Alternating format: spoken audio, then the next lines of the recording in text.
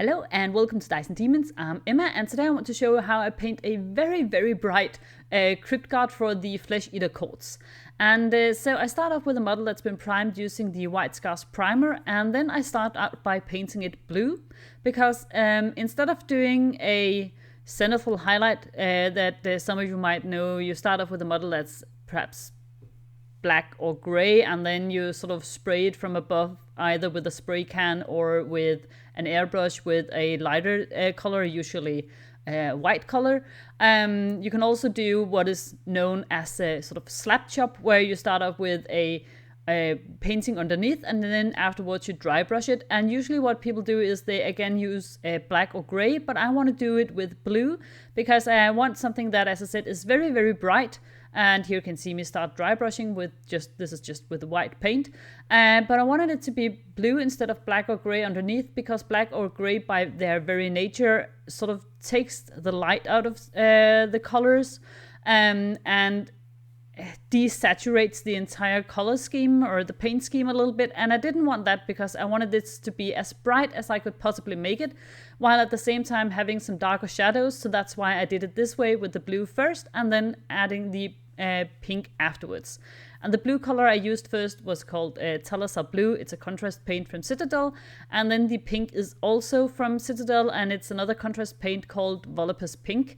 And it's usually quite bright, but since I'm adding it on top of this dry brushed blue color scheme, it will look quite a bit darker, which is, as I said, what I'm going for, because I wanted to have some nice dark shadows in the recesses.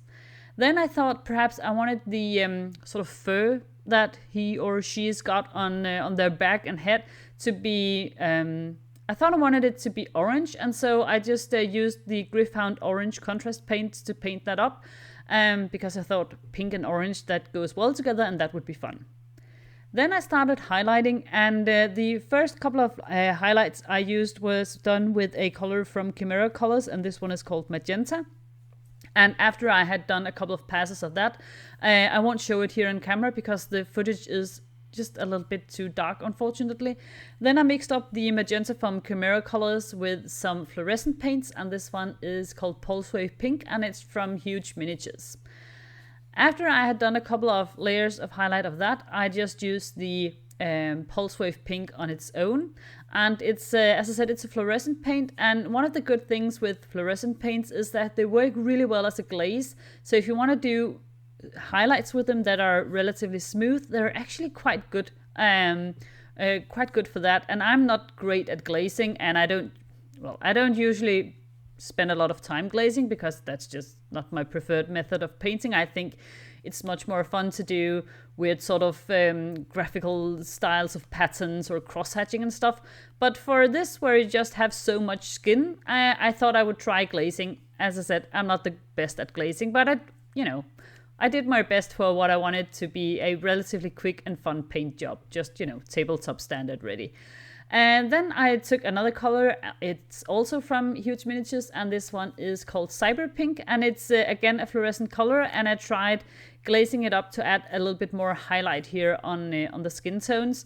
And I know that bright pink for skin tones, that's just silly in and of itself, and that's what I wanted to go for, because I actually think the Flesh-Eater Courts lends themselves really well to much darker tones of hue, and something that is more, perhaps, down to earth and earthen tones.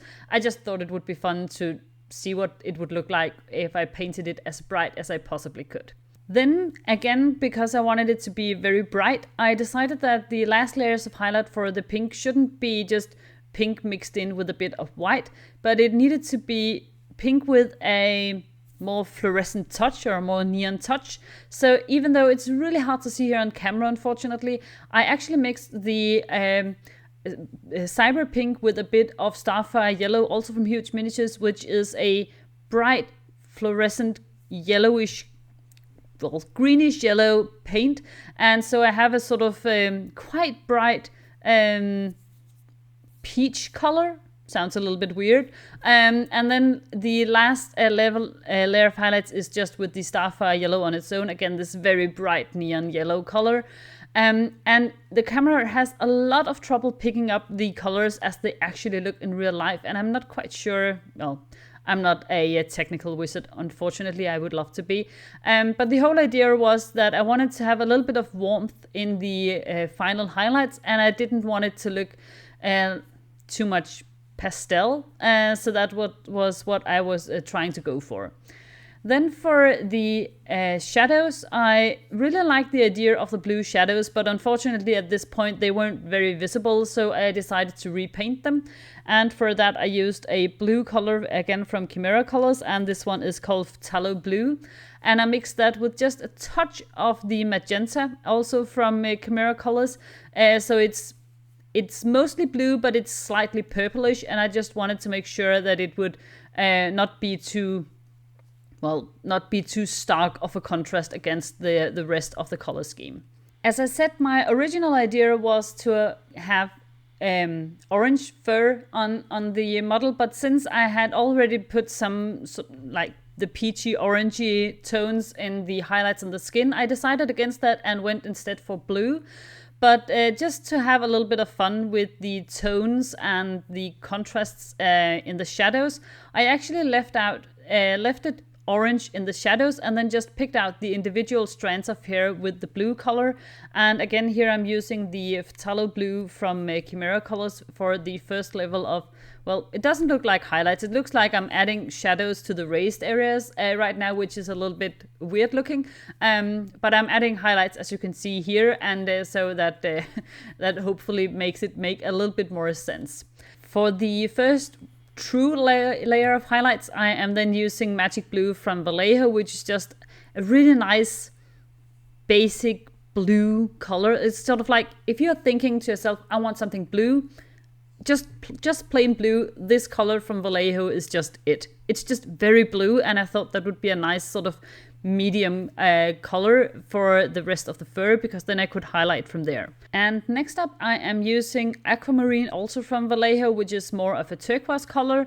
As I said, at first I thought I wanted it to be orange, then blue, and then once I was actually painting it, I decided that I actually wanted it to be a little bit more turquoise-ish, because I thought a greenish tone would be a nice contrast to the pink in the flesh or the skin.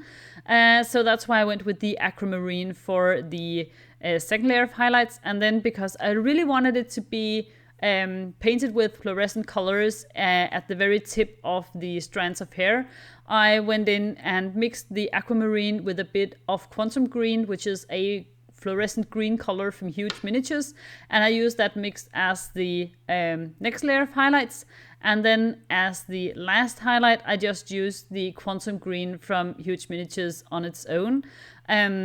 So it looks like the fur is mostly blue. It just has this slight touch of green that I think adds a nice contrast, and also just, I mean, I love it when it's when you have stuff that's painted with fluorescent colors, because then they of course will glow under UV light, which is always fun. And here you have the final model. As I said, it was quite difficult for the camera to pick up on the colors while I was painting and filming it, and it turned out to be equally difficult to just get a nice decent photo of it afterwards.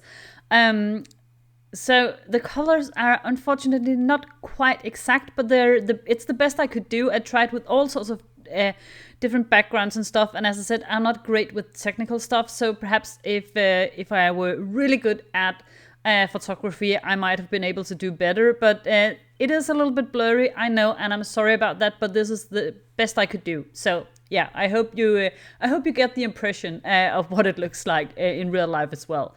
And of course, as I said, it glows under UV light. It has no practical value or application or anything whatsoever. It's just very, very fun.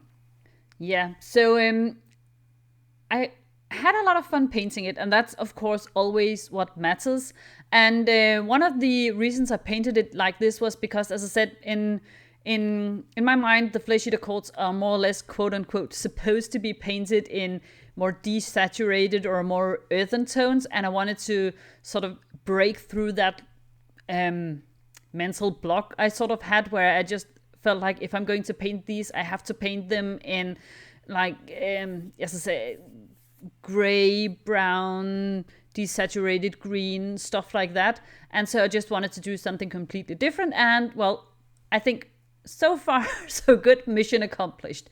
But if you have any sort of suggestions or ideas for other color schemes you'd like to see me try out on my Flesh-Eater Courts, please let me know, because Games Workshop actually kindly sent me the entire Flesh-Eater Courts army box for free. So I have a ton of stuff to experiment with and have fun with. So let me know in the comment section any sort of ideas and suggestions. I'd love to know. And last but certainly not least, I would like to take the opportunity to thank the wonderful people who support Dice and Demons over on Patreon. So thank you so much to Thomas Madsen, Scott Broadway, Gwenna L, Queen's Wolf, Double J's Terrain, Mola Mola, Steve Eberly, Bosworthy Rogue, Mando Project, Starcon85, S. Bear, Echinocacus, Elliot Philby, Cyberfossil, and Cinnamon Coffee 87. If you would also like to support Dice and Demons over on Patreon, I will leave a link to that in the show notes. Also remember that if you want to stay up to date on my painting projects, you can do so over on X, formerly known as Twitter, and on Instagram, and both of these places you can find me as Dice and Demons as well. So thank you so much for watching, guys, and I'll see you next time. Bye!